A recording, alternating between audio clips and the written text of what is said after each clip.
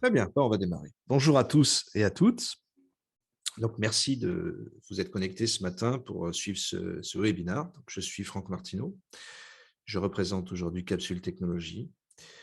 Je vous parle depuis les bureaux de Capsule Technologies France, dans le sud-ouest de la France. Donc, aujourd'hui, j'ai souhaité faire un webinaire pour vous présenter Capsule Technologies d'une part, mais également le scope pour les produits de Capsule pour 2022. Donc, l'agenda, quel est-il? L'agenda, donc une courte présentation et un rappel de capsule pour ceux qui ne nous connaissent pas encore. Mais bon, je vois parmi les personnes qui sont connectées de nombreux utilisateurs et clients qui nous rejoignent au fur et à mesure. C'est très gentil à vous. Merci, j'apprécie énormément que vous veniez écouter ce matin cette présentation. Donc, je voulais également rappeler les principes de la virtualisation, puisque c'est quelque part notre cœur de métier chez Capsule. Qu'est-ce que Capsule Technologies apporte donc, pour la virtualisation, suivi d'une présentation donc, des produits Capsule pour 2022. Une démonstration qui est assez intéressante puisqu'elle va présenter une redondance intégrale, à savoir applicatif et stockage de données. C'est une démonstration qui prendra 5 minutes, pas plus, suivie d'une session de questions-réponses. Donc, si vous avez des questions à poser au fur et à mesure de la présentation, vous avez donc un Q&A, un onglet Q&A dans l'application de Zoom qui vous permet donc de poser toutes les questions que vous souhaitez. Je n'y répondrai pas au fur et à mesure, j'y répondrai qu'à la fin, donc pendant le moment dédié. Si je ne suis pas en mesure d'y répondre, eh bien je vous répondrai par email ultérieurement dès que j'aurai donc des éléments de réponse. Il y a également un chat qui est disponible et qui est enregistré. Voilà.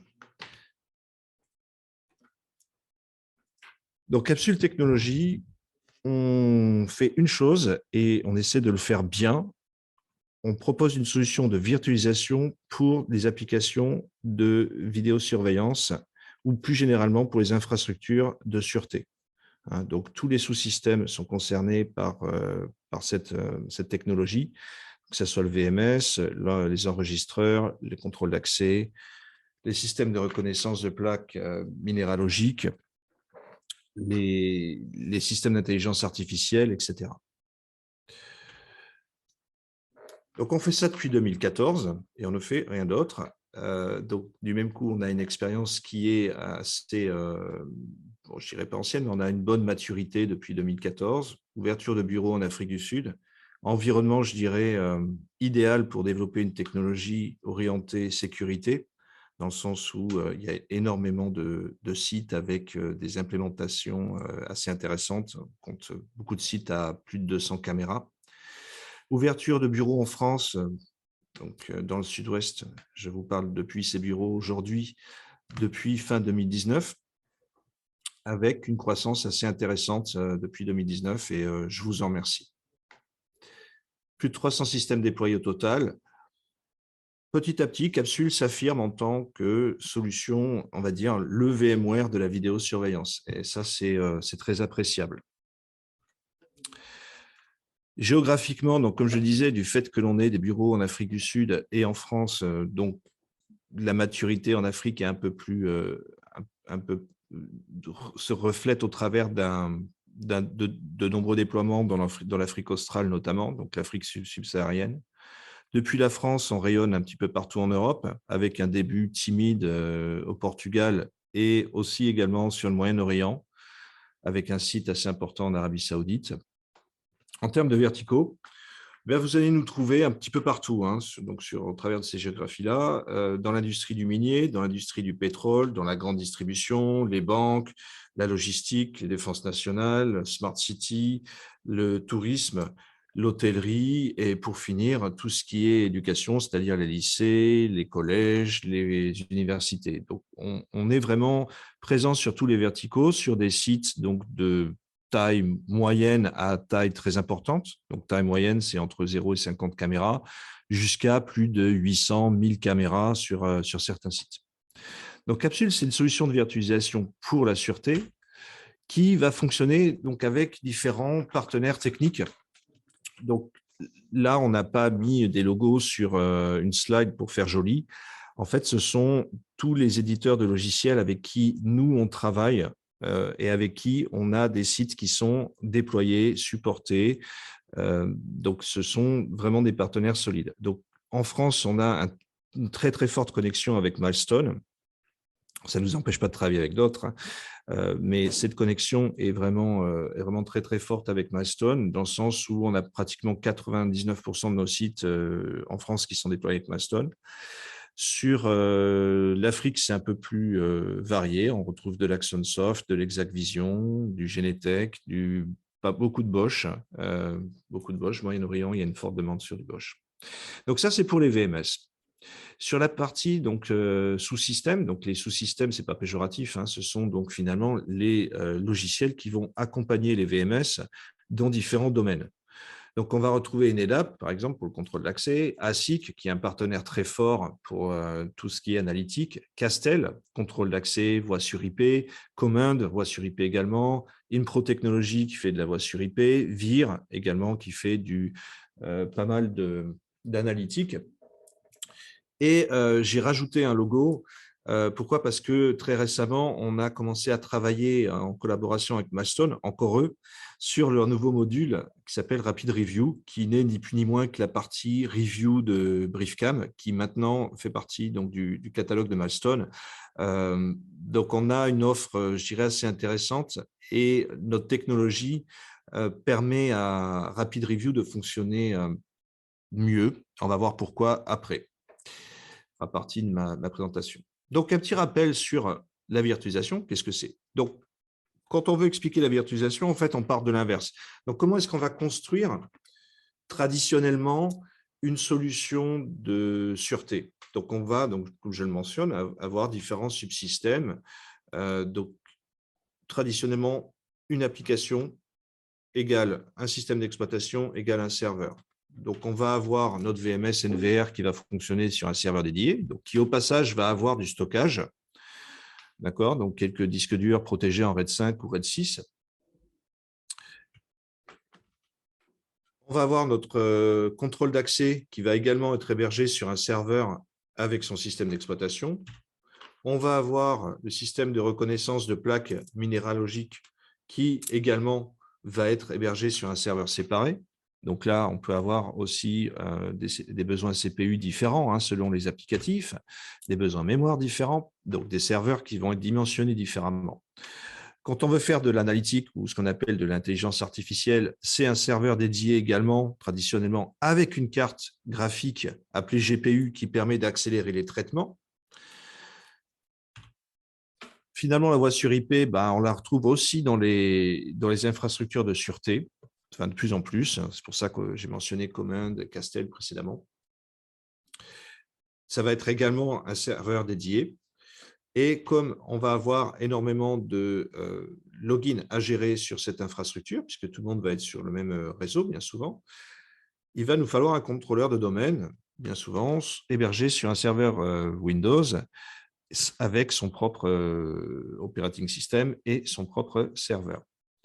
Donc, l'idée de la virtualisation, c'est de prendre tous ces serveurs qui, traditionnellement, sont des serveurs individuels dans un rack. Donc, un serveur égale donc une prise électrique ou deux, puisqu'on a de la redondance, égale donc plusieurs prises réseau, etc., etc. Donc, l'idée de la virtualisation, c'est d'avoir une espèce de baguette magique qui va convertir ces serveurs physiques en machines virtuelles. Donc, la machine virtuelle, ça va être la même chose que votre serveur physique, avec les mêmes composants, c'est-à-dire des processeurs, de la mémoire, du réseau, du disque, voire une carte graphique, pourquoi pas, mais ça va être hébergé sur un seul et unique serveur physique, qui va être évidemment dimensionné pour que ça puisse correspondre aux besoins. Donc, l'avantage de la virtualisation, il est très simple, on va économiser sur plein de domaines. Donc, on économise sur le matériel, donc on va avoir moins de serveurs, puisque même si le serveur est plus gros, le fait qu'on ait un seul serveur fait que on va avoir une économie d'échelle automatique. Donc, on va économiser sur nos liens réseau, on va économiser sur le stockage, on va économiser sur les applications, donc le système d'exploitation. On aura évidemment moins de licences à acheter puisqu'on est capable de virtualiser, ou Microsoft, par exemple, nous autorise à faire tourner plusieurs machines virtuelles avec une même licence Microsoft Windows Server. Autre avantage de la virtualisation, au-delà du coût et au-delà de l'économie, qui est une motivation qui est déjà intéressante, on va pouvoir faire tout un tas de choses, puisqu'on va manipuler des machines virtuelles. Donc, une machine virtuelle, concrètement, c'est un fichier. Ça va, donc, comme un fichier Word ou n'importe quel autre fichier sur votre PC, on peut faire tout un tas de trucs. C'est-à-dire qu'on va pouvoir faire des sauvegardes. Donc, on peut avoir une politique de sauvegarde qui va nous permettre d'avoir, donc on peut l'automatiser, une possibilité de retour arrière assez rapide. Donc, ça peut être un retour arrière planifié ou pas, en suivant un incident, suivant une mise à jour, ce genre de choses. On va pouvoir également implémenter une redondance complètement agnostique aux applications. Alors, pourquoi je dis ça? Donc, des solutions de redondance, il y en a plein. Donc, on peut implémenter des solutions de redondance en général par application. Donc, une application donnée va avoir sa solution de redondance. Le problème, c'est que dans une infrastructure de sûreté, ou dans n'importe quelle infrastructure de toute façon, mais a fortiori dans le domaine qui nous intéresse, chaque application va avoir sa propre technologie de redondance. Mais du même coup, ça complexifie énormément parce qu'on va se retrouver avec différentes technos qui fonctionnent différemment pour finalement faire la même chose, c'est-à-dire offrir la possibilité d'avoir un backup automatique ou semi-automatique dans beaucoup de cas pour des applications qui seraient en production. Donc là, l'idée d'implémenter cette redondance au niveau des machines virtuelles, c'est finalement de pouvoir avoir un système unique de redondance pour tous les sous-systèmes, quelle que soit l'application. Donc comme ça, on ne s'embête pas. Et on va le voir plus tard dans ma démo, comme on est des gens bien, on le fait de façon automatique, donc ce n'est pas du semi-automatique. Voilà, donc ça, c'est des avantages qui sont clés dans le domaine de la virtualisation. Ce n'est pas forcément unique à Capsule, c'est des choses qu'on va retrouver sur toutes les technos de Virtu. Donc la question qu'on pourrait se poser, si la virtualisation c'est si fantastique que ça, pourquoi est-ce que ce n'est pas adopté? Parce que finalement, des solutions de virtualisation, il y en a plein qui sont déjà sur étagère, qui sont renommées. On peut citer VMware, Citrix, VirtualBox, Hyper-V de Microsoft. Donc tout ça, ce sont des logiciels qui fonctionnent super bien, sauf qu'ils n'ont jamais été développés avec les contraintes des applications de sûreté en tête. Donc, ce sont des systèmes qui ont été développés pour des serveurs d'email, pour des serveurs Internet, pour des serveurs de base de données, pour des applications génériques traditionnelles. C'est pour ça que si on regarde les appels d'offres aujourd'hui que je vois passer pour des solutions hyper convergées, donc ce qu'on appelle l'hyperconvergence, c'est l'autre mot sexy pour virtualisation. Donc, quand on regarde ces appels d'offres, on nous dit, ben voilà, on voudrait un serveur où on a besoin d'avoir 80 machines virtuelles dessus. Alors, ça marche. Ça va marcher pour un serveur d'email ou un serveur web où il n'y a pas de fortes contraintes de qualité de service sur les entrées-sorties, c'est-à-dire sur le réseau, sur les disques ou ce genre de choses.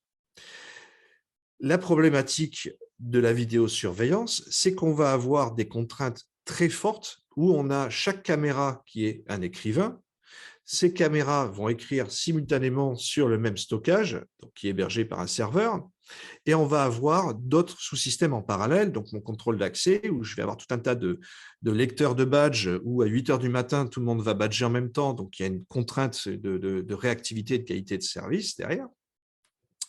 Et cette contrainte-là, elle est difficilement adressable par les solutions que l'on retrouve traditionnellement dit off the shelf, c'est-à-dire sur étagère. Donc, Capsule, nous, on a essayé de gommer ça. En créant CapsOS, il y a une contrainte que je n'ai pas mentionnée également, et donc CapsOS gomme également cette contrainte, c'est la facilité d'utilisation. Donc, toutes les solutions type que j'ai mentionnées avant, encore une fois, elles sont bien, mais tous les outils d'administration sont relativement complexes et source d'erreurs. Ça veut dire quoi? Ça veut dire qu'à chaque fois qu'on veut accéder à une machine virtuelle, on prend le risque de casser quelque chose.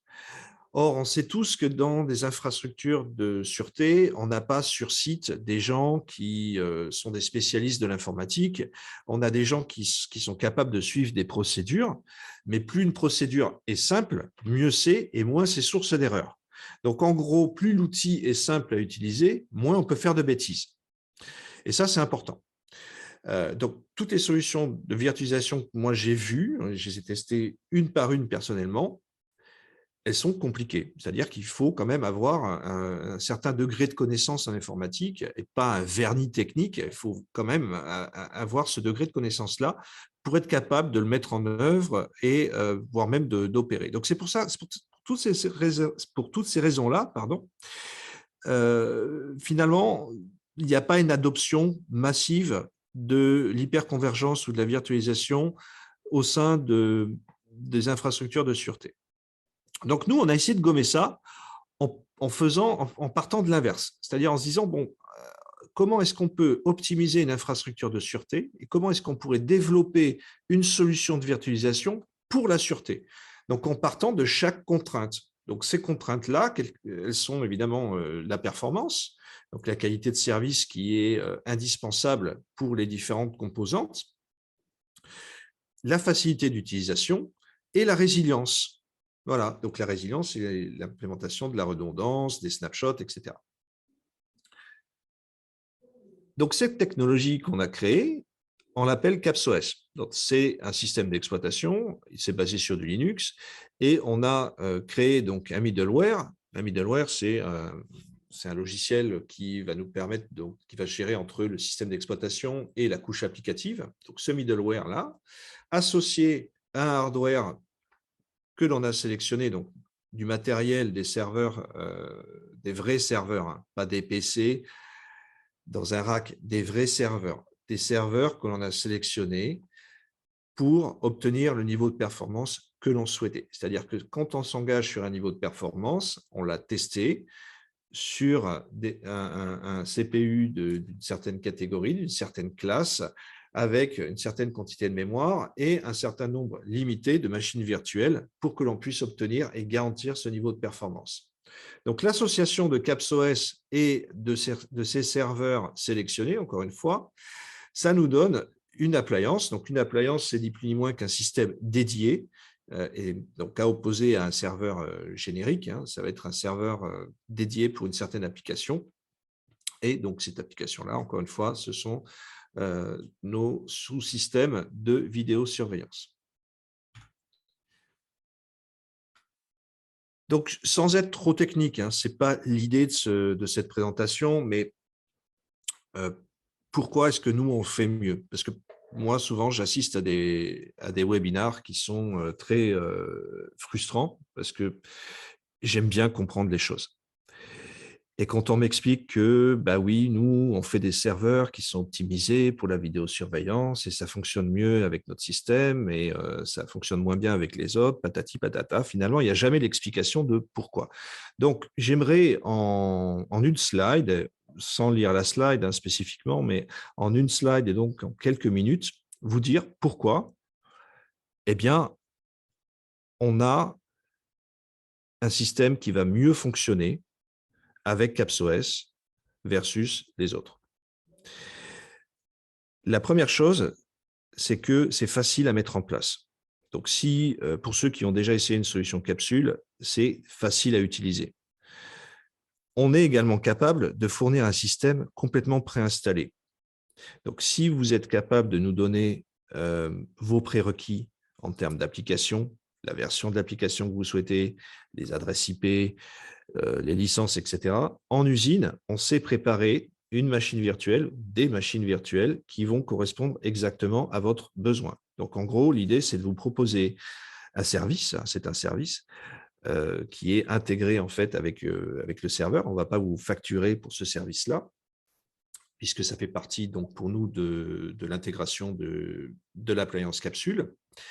On est capable de vous fournir un système clé en main. Au-delà de ça, sur site, c'est très facile à prendre en main également. D'accord ? Donc, il y a une interface graphique que l'on va voir tout à l'heure pendant la démo, hein, puisqu'on n'a que ça. Donc, vous allez tout connaître de Capsule au travers de cette démo-là. Et vous allez vous rendre compte que c'est assez facile à prendre en main. Sur l'aspect virtualisation, donc il y a, comme je le disais, une façon de penser qui est: OK, la virtualisation, c'est une baguette magique, je peux créer 40, 50, 60 machines virtuelles sur un serveur. Bon, ça marche pas, hein. Donc ça marche pas, pourquoi? Parce qu'en fait, la méthodologie, qui est utilisée, c'est de dire: bah, je vais mutualiser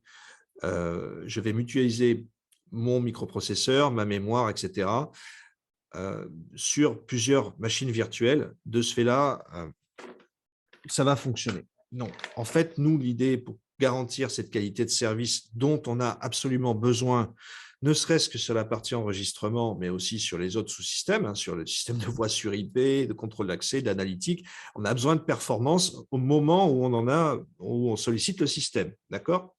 Donc, pour garantir ça, on ne va pas mutualiser le hardware, on va le partitionner. Et là, c'est important comme notion à comprendre. Donc, l'idée, c'est de dire: OK, je vais assigner des ressources à une machine virtuelle. D'accord? Donc, je vais en avoir plusieurs. Donc, je n'en aurai pas 80 sur un système capsule. Il y en aura 4, 5, 6, éventuellement, pas plus. Et les ressources qui sont assignées à une machine virtuelle, je ne vais pas les partager entre les différentes machines virtuelles. De fait, ce qui se passe sur une machine virtuelle, si le CPU tourne à fond, ça ne va pas perturber les autres. Et on va le faire pour la mémoire et on va le faire pour le réseau, où on va dédier nos cartes réseau à une machine, on va même dédier le bus PCI. On va loin, hein, donc on ne peut pas aller plus loin au niveau de l'assignement des périphériques. Le GPU, c'est pareil, on va dédier le GPU à une machine virtuelle pour l'application d'analytique. Ce ne sera pas partagé avec d'autres trucs. D'accord? Et c'est ça le secret. Donc le secret, c'est dans la méthodologie de virtualisation. Sur le RAID, pour avoir de la performance, c'est pareil. Soit on part sur du RAID hardware, comme tout le monde fait, et le RAID hardware, c'est très bien, ça marche bien, sauf que c'est optimisé pour une chose, c'est optimisé pour les écritures.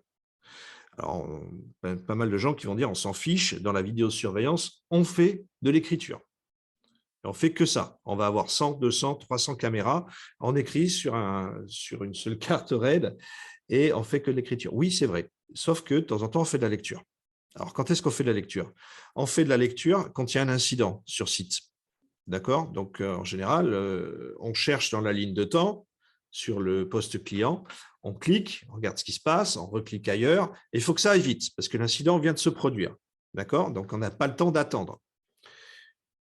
Et ça, sur un système traditionnel, malheureusement, comme il y a toujours nos 200 caméras qui écrivent sur le système et que on n'a pas réfléchi à prioriser les lectures, ça rame. C'est-à-dire que vous allez cliquer sur votre ligne de temps et il va y avoir une latence avant d'avoir la première image de la vidéo et quand vous appuyez sur play, bien ça lag, il y a un peu de temps.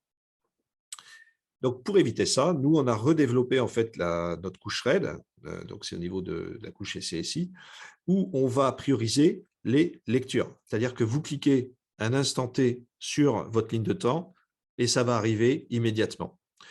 On est certifié Bosch. Alors, certifié Bosch, ce n'est pas au niveau des caméras, on est certifié Bosch au niveau de BVMS, VRM, donc c'est leur VMS à eux.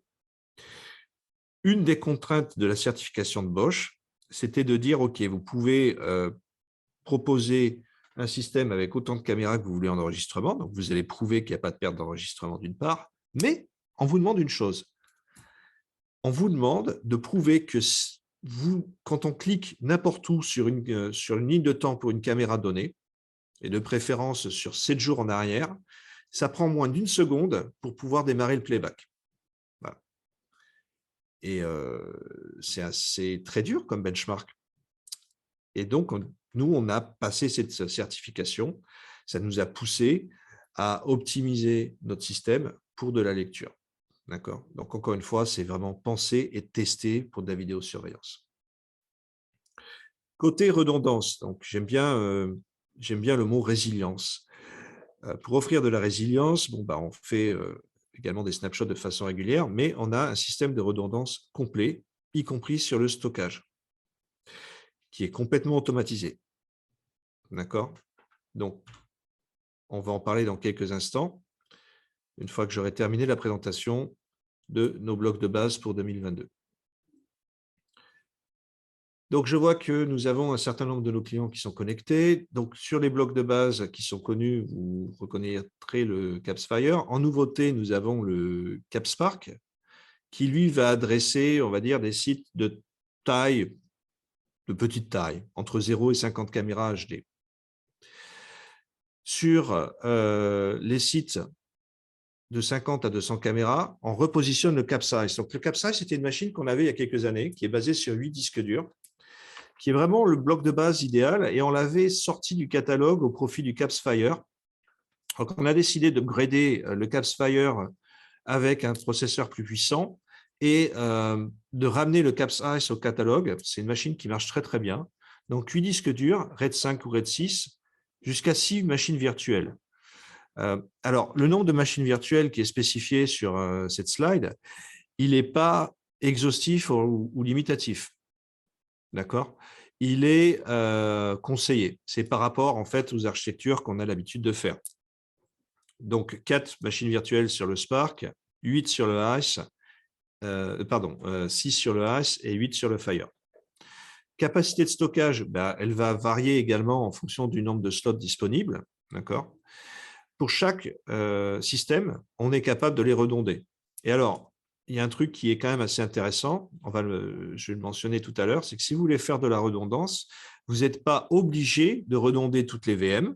D'accord? On peut choisir les VM que l'on veut redonder, première indication. Seconde indication, on n'est pas obligé de redonder sur une machine dimensionnée de façon identique. Aujourd'hui, en 2022, on a fait évoluer notre système, on n'est pas obligé d'avoir 2 systèmes identiques pour la redondance. Alors, ça veut dire quoi? Ça veut dire qu'on accepte l'idée d'avoir un mode dégradé dans une situation de failover. D'accord? Donc, si le système principal se crache, eh bien, on a un mode dégradé avec une machine qui va avoir peut-être un CPU plus petit ou moins de stockage ou moins de réseau. Donc, voilà, il faut simplement le savoir, mais on peut quand même offrir une continuité de service si le budget est un peu serré.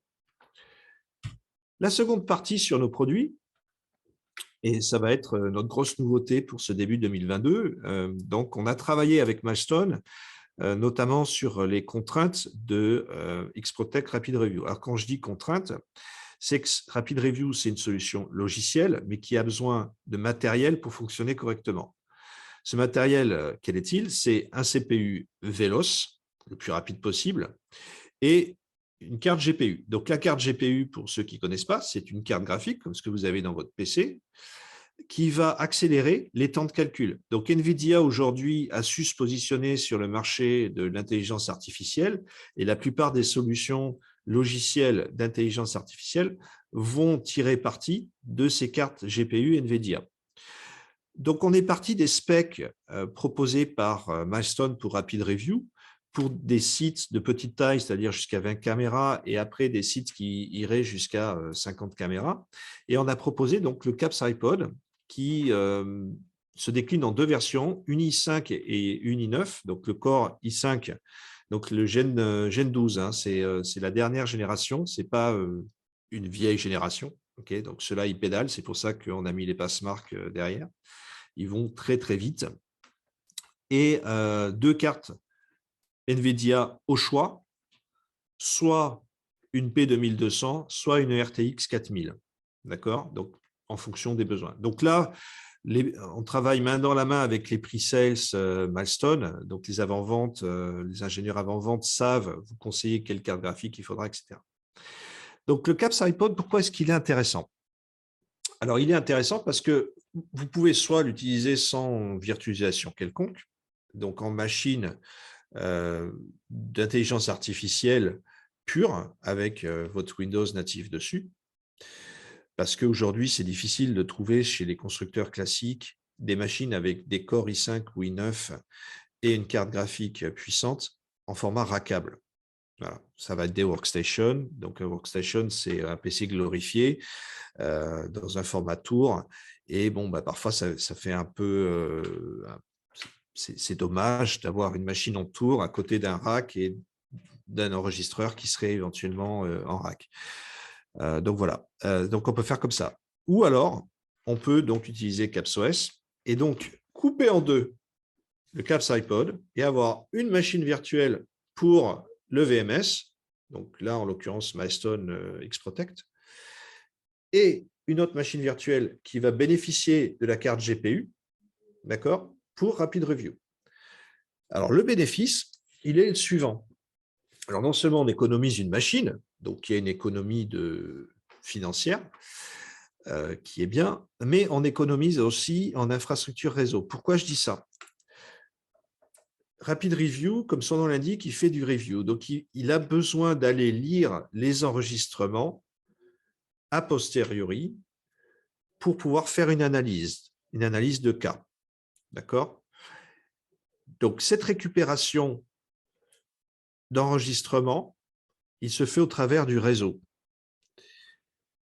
Et quand on teste ce système, on s'aperçoit que oui, certes, il faut un CPU puissant, oui, il faut une carte graphique, mais le temps de rapatriement de la média database des enregistrements, eh bien, il n'est pas neutre. Donc, plus ça va vite sur le réseau, mieux c'est. Donc là, si vous virtualisez votre infrastructure, la vitesse de communication entre deux VM, eh bien, c'est équivalent, c'est plus que du 10 gigabits. Hein, d'après nos tests, on est sur du 15-18 gigabits. D'accord? 18 gigabits. Et c'est gratuit. Il n'y a pas de switch ni quoi que ce soit, il n'y a pas d'infrastructure puisque c'est virtualisé. D'accord? Donc là, c'est gratuit. Donc, il y a un bénéfice immédiat en termes de cohérence de design à utiliser du CapsIPod virtualisé sur du Rapid Review. Voilà, ça c'est pour la parenthèse que je referme. Donc, je voulais mettre en lumière aujourd'hui notre fonctionnalité phare dans CapsOS, qui est donc la redondance pour nous. Notre système de redondance n'est pas actif-actif, c'est de l'actif-passif. Ça veut dire quoi? Ça veut dire que je vais avoir deux serveurs, identiques ou pas. Un serveur va être allumé et va faire tourner les machines virtuelles de production, donc celles qui vont être actives. Le second serveur, donc le serveur de backup, lui va être allumé également. Pourquoi est-ce qu'il faut qu'il soit allumé? C'est-à-dire que CapsOS va orchestrer la communication entre les deux et le mirroring, donc le miroir de toutes les informations de chaque VM et du stockage sur le serveur secondaire. Donc, on va avoir le même niveau d'information, okay, au bit près, sur les deux serveurs. En revanche, les machines virtuelles sur le serveur de backup ne sont pas démarrées. Elles sont éteintes. Elles ne redémarreront que si et seulement si les machines virtuelles du serveur primaire tombent. Alors, quand j'y tombe, ça peut être volontaire ou pas, c'est-à-dire qu'on peut également avoir des opérations de maintenance sur un site. Ça peut être, ah ben tiens, il y a une intervention des électriciens sur tel building, donc il faut organiser une bascule vers le serveur secondaire. Voilà. Ou alors impromptu, c'est-à-dire le serveur crash, il y a un problème avec les disques, un problème avec la carte mère, un problème de mémoire, peu importe. Il peut y avoir tout un tas de composants qui, au fil du temps, vont se dégrader et offrir cette résilience peut être intéressant. Donc, si le serveur total tombe ou si la VM tombe, on a une bascule qui s'effectue sur le second serveur. Donc, du même coup, si le serveur tombe totalement, le premier serveur devient passif, le second serveur devient actif, toutes les VM fonctionnent et sont actives. Si le serveur primaire revient, les données sont resynchronisées, c'est une reconstruction des miroirs qui s'effectue. Donc, on ne reconstruit pas de zéro, hein. On reconstruit que la portion qui manque. D'accord? Parce que sinon, ce n'est pas jouable. Hein. On a des sites qui ont plus de 160 téraoctets de données qui sont mirrorées. Vous pensez bien que si on fait une bascule et qu'on reconstruit tout de zéro, ça prendrait des semaines. Ce n'est pas possible. Donc, il n'y a que le gap, que l'information manquante entre les deux périodes de temps qui est reconstruite. La démo. Alors, c'est une démo préenregistrée qui est en réel, elle est pas coupée. C'est-à-dire qu'en fait, la première partie où je vais démontrer le failover C'est pas accéléré. Par contre, le failback, je l'ai accéléré parce qu'il y a un redémarrage en fait de serveur. Donc, c'est un petit peu plus long. C'est un petit peu plus long et du même coup, ça n'a pas un intérêt énorme dans la vidéo. Ceci étant, il n'y a pas de passage de coupé, il n'y a pas de coupure. Ça n'a pas été monté. Donc, on y va, on va démarrer. Donc, sur la partie de gauche, on a notre serveur primaire et sur la partie de droite, on va avoir notre serveur secondaire. Donc, ce que vous avez en face de vous, c'est l'interface graphique de CapsOS, donc qui nous permet de piloter les serveurs et les machines virtuelles. Sur le serveur de gauche, on a 3 machines virtuelles qui sont configurées. Donc, c'est du Milestone, le management server dans une machine virtuelle, le serveur d'enregistrement dans une autre machine virtuelle. Et on va avoir une autre VM spéciale qui s'appelle Caps Miroir, qui, elle, est une VM capsule qui fait partie de CapsOS, qui s'occupe d'orchestrer toute la redondance pour nous. On a quand même accès à la console. Ça peut être sympa d'avoir des commandes pour du support. Donc, si on regarde la commande, par exemple, CapsVM Cluster CTL, on voit bien que nos 2 machines virtuelles, donc celle de serveur de management et celle d'enregistrement, sont mirrorées. Donc, le miroir est actif et terminé. Sur ce système, ce n'est pas un système qui ne fait rien. On a configuré 25 caméras.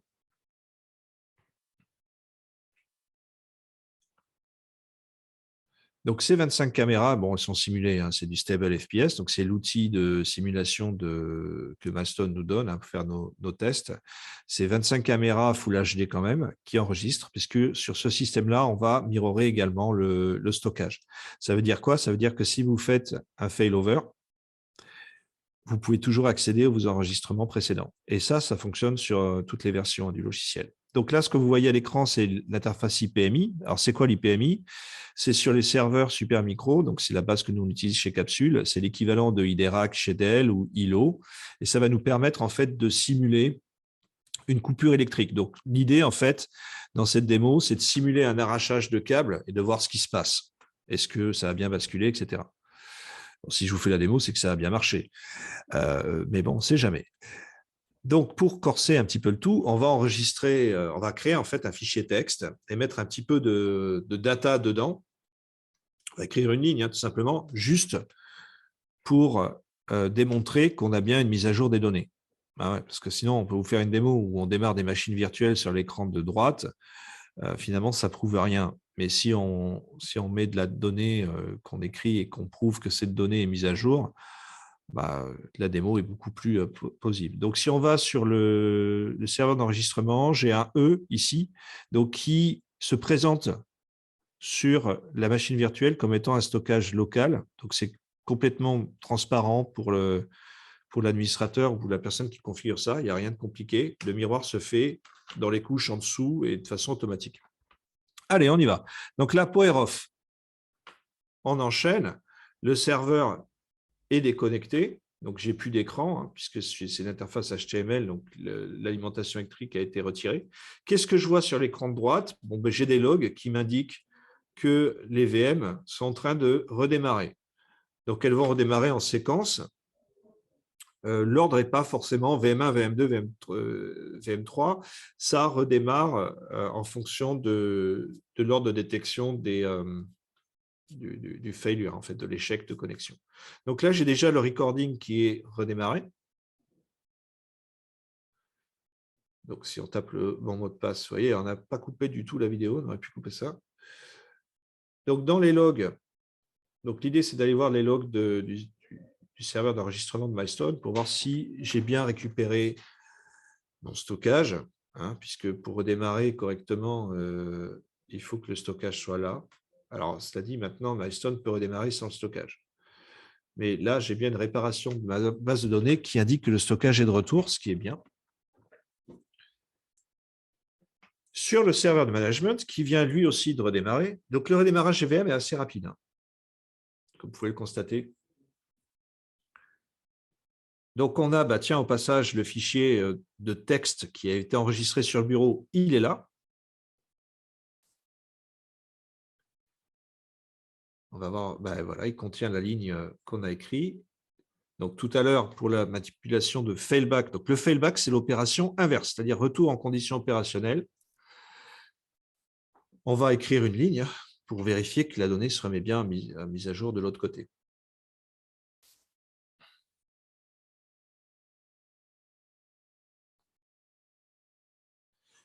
Donc, voilà, donc j'ai bien accès à mon serveur d'enregistrement, ça a bien basculé, on enregistre, nickel. Il y a une autre démo sur YouTube, j'en profite pour en parler, où on part du smart client, en fait, et on voit en temps réel l'impact du failover et du failback sur les enregistrements. Donc, on accède bien aux enregistrements. Voilà. Donc, je vous coupe. Là, on vient d'enregistrer une ligne dans le fichier, juste pour avoir de la data, et on a redémarré le serveur. C'est là où la vidéo accélère, parce que le démarrage du serveur est long. Donc, dans l'idée, le résultat attendu, c'est d'avoir une bascule arrière, c'est-à-dire une resynchronisation des données d'abord, une extinction des VM sur le serveur secondaire et un redémarrage des VM sur le serveur primaire.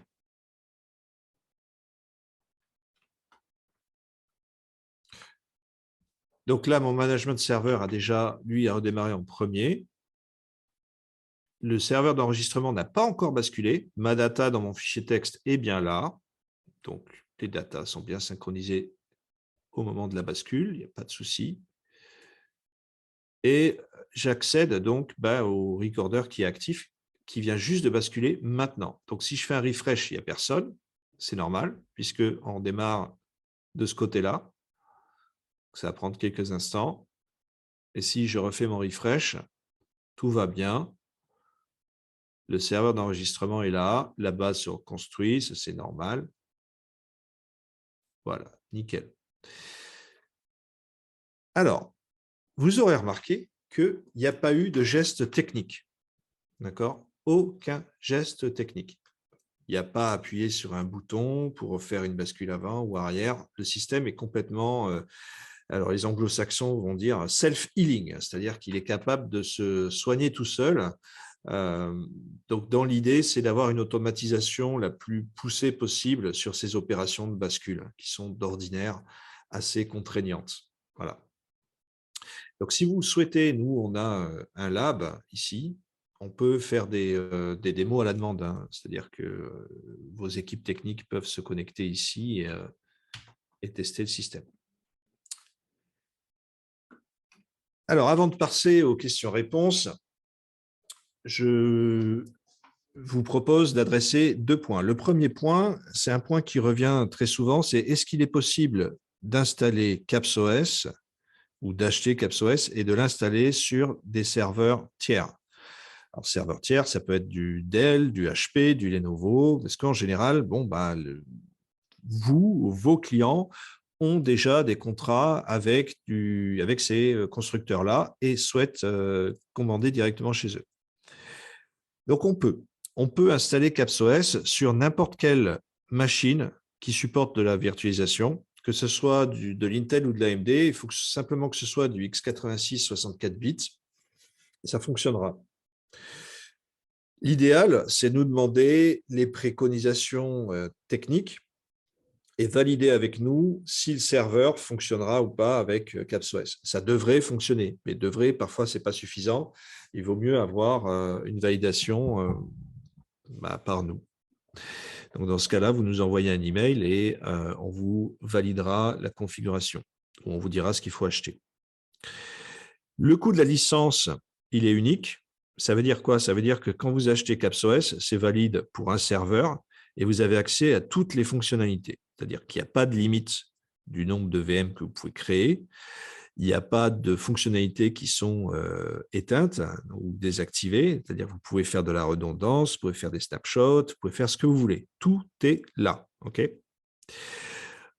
On sait vous vendre du service, c'est-à-dire que si vous ne vous sentez pas à l'aise dans l'installation de CapsOS, qui est relativement simple, hein, c'est pas, la procédure est téléchargeable sur notre site internet, dans l'onglet documentation. Jeter un coup d'œil, c'est pas compliqué, quoi. Mais si ce n'est pas faisable par vos équipes techniques, eh bien, on peut vous vendre du service et venir vous rendre visite partout en Europe pour faire l'installation sur vos serveurs ou le faire à distance aussi. On peut économiser un petit peu en faisant ça. Ce que l'on sait faire également, c'est vous vendre de la formation technique et donc former vos ingénieurs pour qu'ils deviennent des champions de CapsOS et que vous puissiez faire l'intégration vous-même. Si vous pensez avoir plusieurs installations à faire dans l'année, ça peut être aussi intéressant. Et puis aussi, ça permet d'avoir une montée en compétences des équipes techniques chez vous et donc moins faire intervenir notre service technique. Ça, bien qu'on soit disponible jusqu'à maintenant, je pense que les gens qui ont eu affaire à Capsule sur du support sont très satisfaits de nos délais d'intervention. Dernier point, il s'agit d'une problématique, enfin, ce n'est pas une problématique, c'est une question qui revient de façon assez récurrente. C'est, voilà, on achète chez un éditeur de logiciels un sous-système. Donc, j'ai pris par exemple Command ou ExactVision, qui eux, en fait, fournissent des images de VM, VMware déjà configurées. Alors, c'est génial parce que du coup, il n'y a pas d'effort d'intégration à faire de la part de vos équipes, puisqu'on est dans un environnement sur une machine virtuelle déjà configurée. Donc, c'est préconfiguré, on gagne du temps, on économise du temps, c'est super. L'inconvénient, c'est que ça ne fonctionne que sur VMware. Donc, en général, c'est pour vSphere pour, en bon français. Donc, la question, c'est est-ce qu'on peut le faire fonctionner sur CapsOS? Oui, on peut. On sait convertir ces images-là pour qu'elles fonctionnent sur CapsOS. C'est un effort technique chez nous de 10 minutes. Donc, ce qu'on fait, c'est qu'en général, on vous demande, on vous dit, OK, quelle version de cette VM-là vous voulez utiliser? On la télécharge, on la met chez nous dans notre lab, on la convertit, on vous la remet à disposition sur nos serveurs, ça se retélécharge et ça s'installe et ça s'exécute directement sur CapsOS. Aucun problème. Voilà. Donc, je pense que c'était 2 points importants à souligner. Le fait que ça peut fonctionner sur des serveurs autres que ceux que nous, on fournit et le fait que l'on puisse utiliser des VM qui viennent d'un autre monde vers notre monde à nous. Je vous propose d'enchaîner, de passer sur la session de questions et réponses. Donc, j'ai une première question de Sébastien. Est-ce qu'il serait possible d'avoir la présentation en français? C'est facile à répondre. Oui. Faut juste que je la traduise. Mais c'est complètement faisable. Alors, c'est une très bonne question de Laurent. Bonjour Franck, comment doit-on procéder si l'on souhaite tester et référencer un nouveau partenaire, logiciel, etc. ou autre? Eh bien, c'est très simple. Vous m'envoyez un email. Si en termes de référencement, donc j'imagine qu'il s'agit de l'intégration d'un sous-système chez nous, il n'y a pas de souci, on peut tester. S'il s'agit en fait, nous, de référencer ou de référencer quelqu'un en tant que nouveau partenaire, on rentre en collaboration, vous m'envoyez un email tout simplement. Et puis, dans ce cas-là, on remplira un formulaire tout simple. Donc, il y a un NDA à remplir et on travaillera sur des tests en commun. Bonjour, possibilité de tester avec un VMS sous Linux? Absolument. Absolument. Alors d'ailleurs, donc c'est une question de Mathieu. Donc sur Linux, on a fait fonctionner tout un tas de VMS déjà existants. Donc on a la version de ExactVision par exemple qui fonctionne sous Linux. On a la version de AxonSoft, il y en a une qui fonctionne sous Linux également qu'on a fait fonctionner. Nous on adore, hein, il n'y a pas de souci là-dessus. Question de Fabrice, est-il possible d'utiliser une solution de stockage en Fiber Channel ou ISSI connectée sur chaque serveur? Alors, effectivement, si on n'a pas envie d'avoir un CAPS Ice ou CAPS Fire avec du stockage et qu'on souhaite se connecter à un SAN déjà existant ou qu'on préfère du SAN ou du ISSI, ça c'est supporté, oui, absolument. Donc on peut soit connecter en Fiber Channel en direct attachment, voire en SAS, hein. Il y a des JBOD SAS qui marchent très bien. On sait se connecter dessus en SaaS. Il suffit de rajouter une carte SaaS ou une carte fibre, une carte HBA. Ça se fait tout à fait. ISASI, absolument. D'ailleurs, on utilise le ISASI massivement pour la technologie de redondance. Donc, c'est un protocole qui est tout à fait supporté chez nous. Aucun souci là-dessus. Alors, question de Giorgio. Bonjour, merci pour votre présentation et merci d'avance pour le support. Avez-vous des fabricants de VMS, de CA, donc contrôle d'accès, voix sur IP, partenaires? Donc, en VMS, on travaille, comme je le disais, donc je vais reprendre, pour répondre à la question, on va reprendre la slide où il y a tous les logos avec les gens avec qui on a travaillé et avec qui on travaille. Donc aujourd'hui, en termes de VMS, on travaille beaucoup avec Milestone sur la France, mais on travaille aussi avec d'autres, Axonsoft, Genetec. On a des sites intéressants avec Genetec, Exact-Vision, Bosch. Alors Bosch en tant que VMS, mais aussi avec leurs sous-systèmes type BIS, donc BIS pour le contrôle d'accès. Après contrôle d'accès, on a du NetApp, on supporte Castel, on supporte en voix sur IP Command, Castel également, Impro pour le contrôle d'accès, que j'oubliais, tous les modules de Milestone qui permettent aussi de faire ça, y compris les parties reconnaissance de plaques numérologiques. J'espère que ça répond à la question. Et comme je le disais précédemment, si on veut qualifier de nouveaux sous-systèmes, il n'y a aucun souci. On peut rentrer en contact avec eux, tester chez nous, ici en lab. On a tous les outils pour tester. Alors, question de Benoît. L'AVM, AI et Recording Server doivent être sur le même serveur, la même machine physique. Non, pas forcément.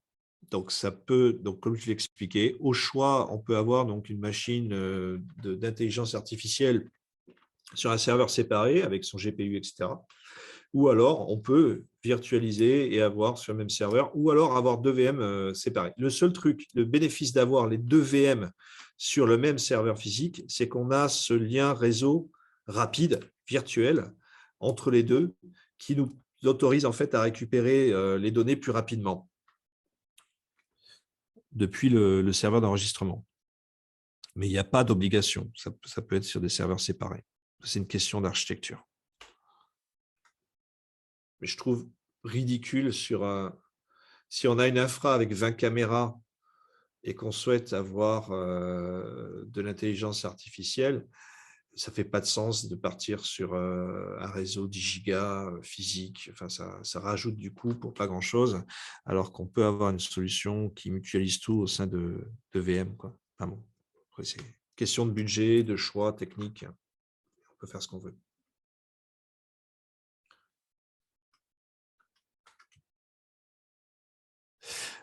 Alors, très bonne question. Ça dépend de la carte. Sur un Fire, est-ce qu'on peut mettre une carte graphique sur un CAPS Fire? La réponse est non. Parce que de mémoire, la P2200 ne rentre pas sur une demi-hauteur. Donc, il n'y a pas. Alors, étrangement, on pourrait la mettre sur un Spark. C'est-à-dire que le Spark, une P2200 rentrerait sur un Spark couché parce que la carte va être sur une Razer board. Alors que le Fire, c'est que des cartes verticales, mais en 2U, c'est-à-dire en demi-hauteur. Et du même coup, elle ne passera pas. Et on n'a pas moyen de mettre une Razer. Donc, non, c'est compliqué. Et c'est pour ça qu'en fait, les CAPS iPod, c'est des châssis en 4U. Donc, les châssis 4U, parce que là, si on passe sur de la RTX 4000, bah, il y a simplement une contrainte de longueur aussi qui fait que ça ne passe pas, quoi. Mais la 2200, on pourrait la rentrer en longueur, mais elle ne passe pas en hauteur. Alors, la capacité de stockage de la question, c'est quelle est la capacité de stockage du CAPS iPod? Donc, on peut avoir jusqu'à 4 disques durs. Ces disques durs peuvent faire jusqu'à 18 Tera. OK, donc là, on va partir sur du RAID 5. 4 disques durs qui sont extractables à chaud. Il ne faut pas oublier que dans les solutions d'intelligence artificielle, enfin, si on part de Rapid Review, par exemple, quand on crée un cas, ça prend de l'espace disque. Et en fait, l'idée, c'est d'automatiser la création de cas parce que ça prend un certain temps à calculer, donc on peut l'automatiser. Donc l'idée, c'est qu'on va se retrouver avec, mettons, plusieurs jours d'analyse de cas sur différentes caméras, et ça, il faut que ce soit stocké quelque part. Et malheureusement, sur un SSD même de 512 Go, c'est trop petit. Donc, il va falloir partitionner en fait ce stockage, en avoir un petit peu pour l'enregistrement, enfin beaucoup pour l'enregistrement et un petit peu pour Rapid Review. Donc, eux, ils ont des précaux sur des sites de petite taille, ils disent que 4 Tera, ça rentre bien, pourquoi pas. Mais on peut mettre pas mal de stockage sur du iPod déjà avec 4 disques de 18 Tera, c'est pas mal. Alors, est-ce qu'il y a d'autres questions?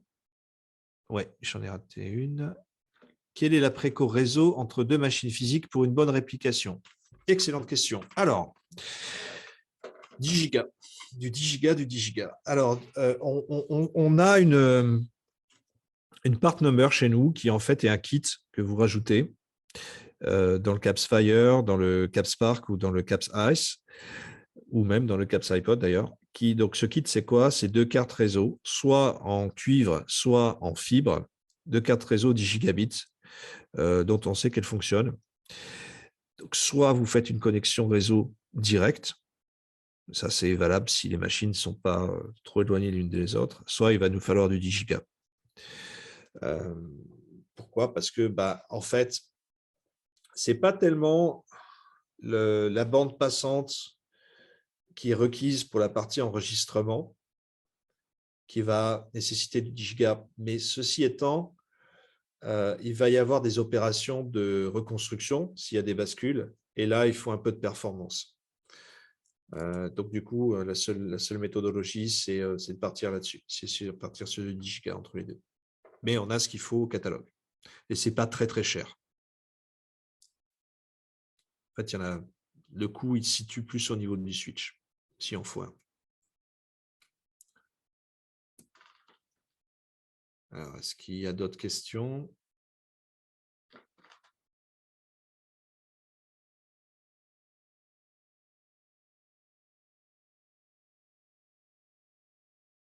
Bien, eh bien, ce sont d'excellentes questions. S'il n'y en a pas d'autres, et si vous en avez d'autres, eh bien, je vous invite à m'envoyer un email. Donc, pour ceux qui n'auraient pas mon email, le mieux, c'est d'envoyer à contact@capsule-vm.com.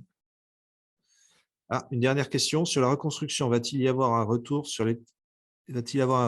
l'état d'avancement? Il y a effectivement une visibilité du pourcentage d'avancement de la reconstruction. Maintenant, ouais, on a ça. Donc, aucun problème, on peut voir où on en est.